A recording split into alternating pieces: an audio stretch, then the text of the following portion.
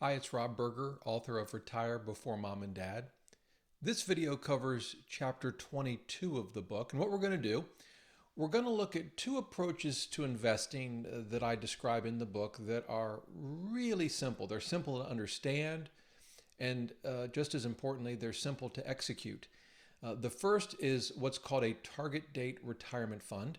We're going to look at that. We're going to actually look at target date retirement funds offered by three different companies: Vanguard, Fidelity, and then Schwab. Then we're going to look at what's been called the three fund portfolio. It's a simple way to create a very well diversified portfolio with just three mutual funds. And again, in the book, I talk about the pros and cons of each of these approaches. In this video, I kind of want to just walk through to give you a feel for what these look like and talk about, again, some of the key things to consider as you make decisions that are best for you. So let's start with the target date retirement funds. And I've pulled up on the screen a page from Vanguard's website. If you just Google Vanguard target date retirement funds, you'll find this page. And it walks through the various funds that Vanguard offers. The idea behind the target date retirement funds was to make investing simple. You just figure out, based on your age and when you want to retire, how many years left you have of work, and then pick the mutual fund, a single mutual fund based on those years to retirement. And in this case, Vanguard does everything else for you. They invest each dollar that you put in different mutual funds for you. We'll look at that in a minute. And as you get closer and closer to retirement, they will change your portfolio to shift more money from stocks into bonds so that the portfolio is less volatile. And you can continue to use them even into retirement. And so the idea was to make investing as simple as possible.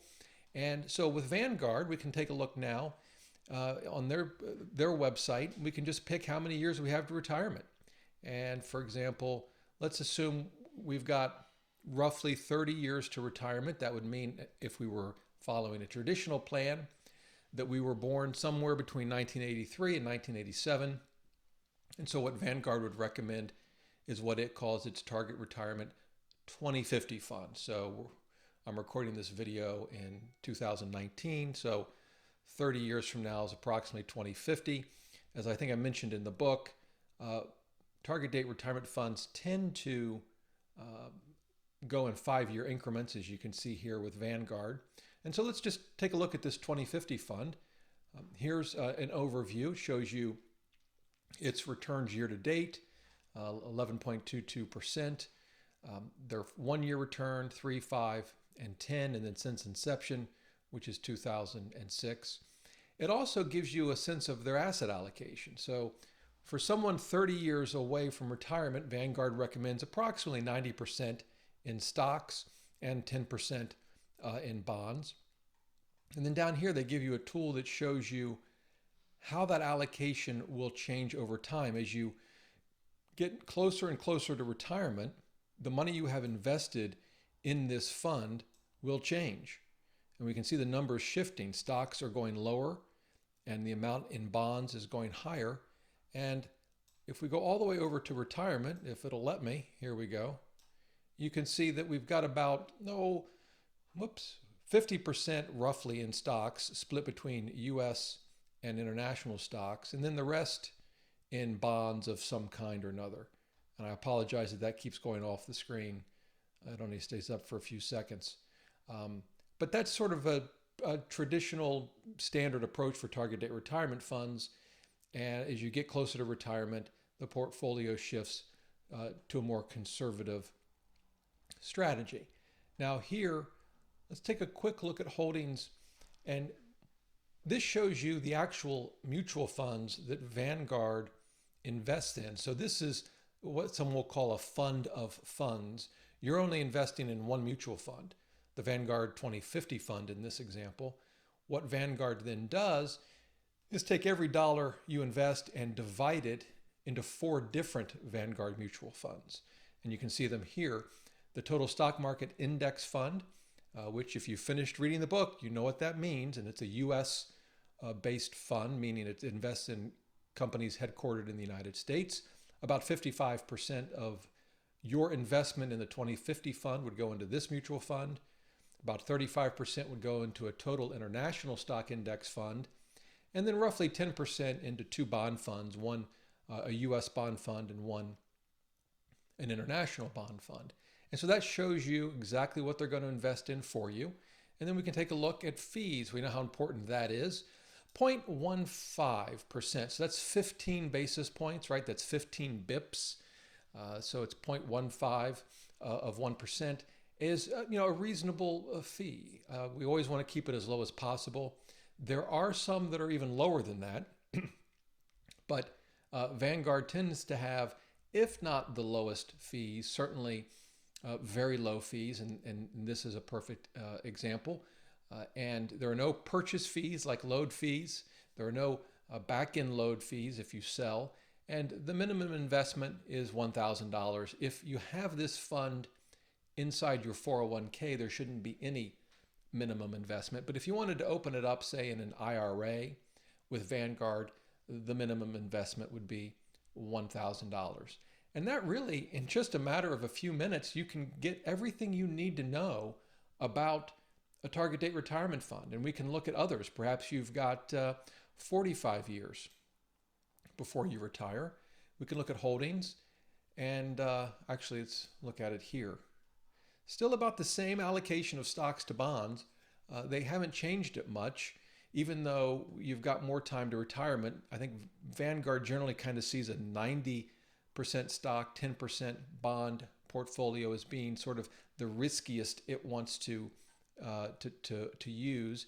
We can see a different allocation, a very different allocation though, if say we've only got 10 years to retirement. Now it's changed a lot. 68% and stocks and 31% bonds. And that's, again, consistent with this idea of as you're nearing retirement, you want less and less volatility. Again, you wouldn't have to change your money out of one fund and into another. If you started in, say, the 2050 fund, that fund itself would start to change as you neared retirement. You could keep your money in that single fund and use that as a simple way to create your own portfolio, investing in a single mutual fund. Pretty easy. Now, let's take a look at some others. Not all target date retirement funds are created equal. So let's take a look at Fidelity. So again, they call their target date retirement fund series the Fidelity Freedom Funds. It's just a name they've given to their target date retirement funds.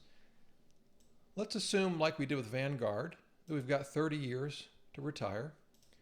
And if we hit submit, we see they're going to put us at 2049. Again, they call it the 2050 fund. Again, 5-year increments. And you can see the allocation is very, very similar to Vanguard. Roughly 90% in equities and stocks, both U.S. and international, and 10% in bonds. Now, let's take a closer look at the fund. I know, a lot of information thrown at us. But that's okay, we got this, right? And we can break it down and we can look at it piece by piece and it really becomes pretty simple. So there's the fund. We can see its expense ratio, 75 bips. It's a lot more expensive. Remember, Vanguard's was just 15 bips. So this one's 5 times as expensive. And frankly, for my money, too expensive. I have Fidelity accounts. I have 401ks at Fidelity. I have money invested in Fidelity index funds that are very inexpensive. Their freedom funds, their target date retirement funds, as I mentioned in the book, tend to be on the pricier side, and I tend to avoid them for that reason. It's not that it's a bad fund otherwise, it's just that 75 basis points is just a little too rich for me. Now, if it was the best option I had inside a 401k, would I use it? Sure, I would. And then when I left that job, I'd probably transfer those investments either into an IRA through a rollover or to the 401k of my new employer. Now, we can take a look at the composition of this fund if it will let us. Here we go. Now, This is kind of interesting, and it really underscores a very different approach between Vanguard and Fidelity. Let's go back to Vanguard for a second and look at the holdings of the 2050 fund. 4 mutual funds, that's it. Now, each of these funds owns thousands of either stocks or bonds, right? So you are very diversified, but they do it inside of just 4 mutual funds. Fidelity takes a very different approach, as you can see. Look at all of the different mutual funds that Fidelity invests in. Here are all the equities. They have a commodity fund. They have developed market equities, which would be international, right? Emerging markets, we talked about that in the book. They have a couple funds there, and then various bond funds and even short-term funds. It's a very complicated portfolio. Now, as an investor in Fidelity's Freedom Funds, we're not too concerned with that complexity, right? Because we don't have to worry about it. We can invest in the Fidelity Freedom Fund, in this case, the 2050 fund, just one mutual fund, and let Fidelity worry about dividing all our money into all of these different mutual funds. It's not something that we have to worry about. We don't have to rebalance among all of these funds. Fidelity does it for us. I do believe, though, that there is one consequence of the complexity here, and that is the fees. I think that's one of the reasons the Fidelity Freedom Fund is as expensive as it is, because of the complexity of these funds, and they're not all index funds, and so they tend to have higher expense ratios. So again, I think the Fidelity Freedom Fund as an investment vehicle is a reasonable choice, except for the fees. But again, the point here is to just get you comfortable with what a target date retirement fund is, what it looks like, and the fact that they're not all created equal. Now, we could, of course, dive into more details on the Freedom Fund, the 2050 fund. We can look at fees and distributions, for example. We already know that it's 75 basis points. And so there's a ton of information we could go into. I don't think it's necessary for this video. We will be looking in the next video at how to evaluate in a little more depth a mutual fund. So before we move away from target date retirement funds, let's take a look at Schwab. And this is their website. Again, you could just Google Schwab target date retirement fund and you can find it.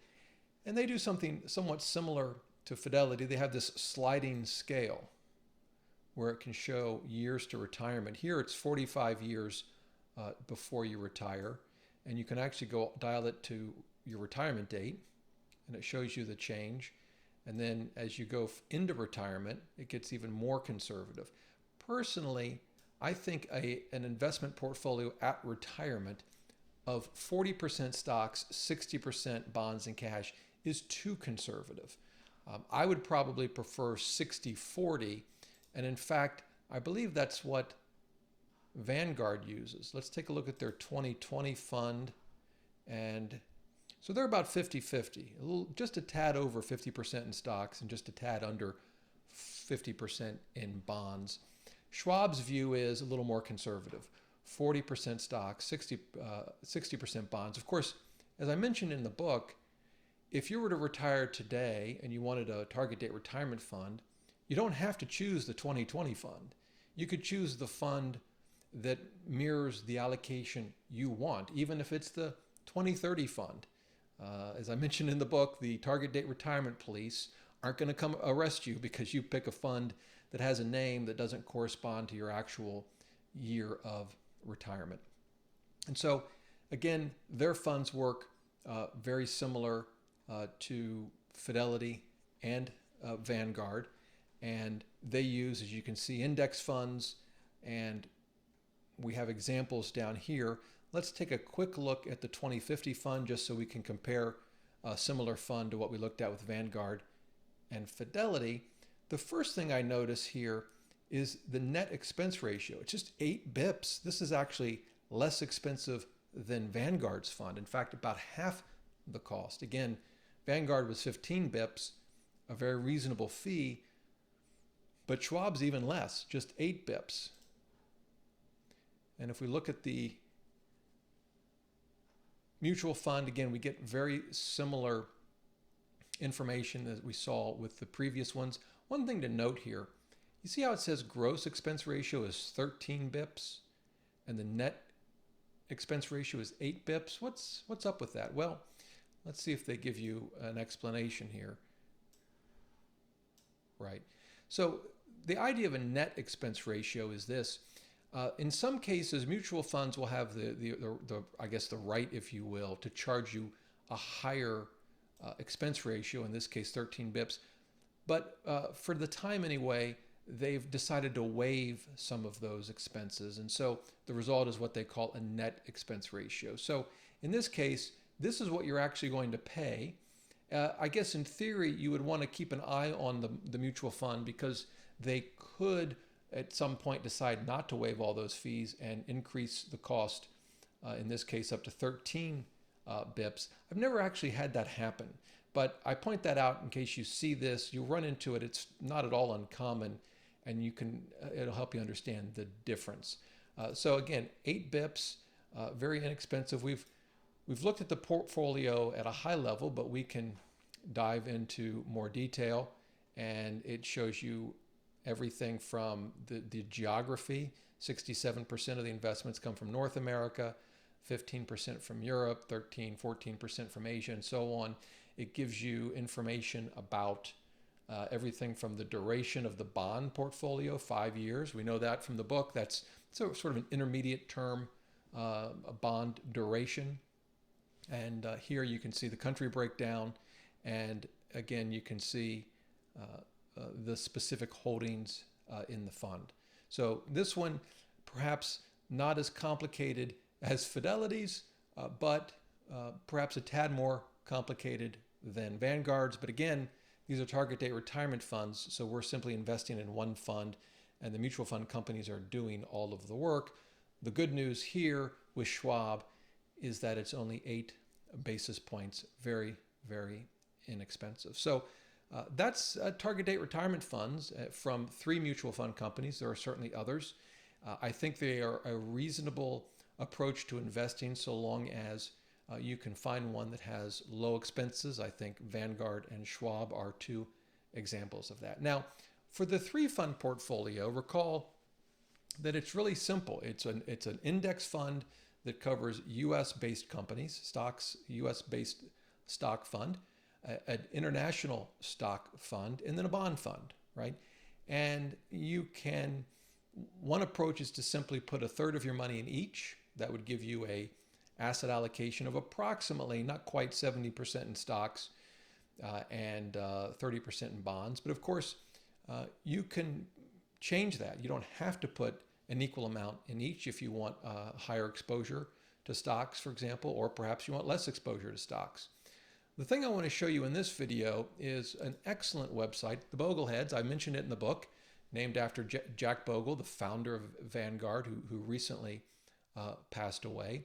And so if you Google 3 fund portfolio, you'll find this page. And I'll show you what I really like about it. It gives you some background on the 3 fund portfolio. But as you scroll down, it also gives you sample portfolios with the actual mutual fund and the tickers here from different mutual fund companies. And this can be extremely helpful, particularly if you have a 401k and let's say your company uses Fidelity, for example. Well, here you go. Here are 3 excellent funds that you can use to implement the 3 fund portfolio. And by the way, if you look at this list and you say, my goodness, where's Vanguard? If the Bogleheads are named after the founder of Vanguard, shouldn't they include Vanguard? Well, not to worry. Here's Vanguard. And there are the 3 funds with their tickers. And again, very easy to do. And in this case, they've even suggested an allocation, 42% to the total stock market index. That's a U.S. equities fund, 18% to international stocks, and 40% to a bond fund. Again, that's not set in stone. Don't view that as the right mix. In fact, with many years to go in retirement, I would have a much more aggressive allocation. This is 60-40 when you add up the 2 stock allocations, and I would be more like 90-10 or 80-20. But again, it's easy to do. You're only dealing with 3 mutual funds. You can set it to what is best for your circumstances. And then when it comes time to rebalance, it's very easy to do. You're not messing with 10 or 20 mutual funds. You're only dealing with 3. So that's the 3-fund portfolio. I wish I could, say more about it but it's so simple. It's just not complicated. And you can have a marvelous portfolio either with a target date retirement fund or a 3-fund portfolio.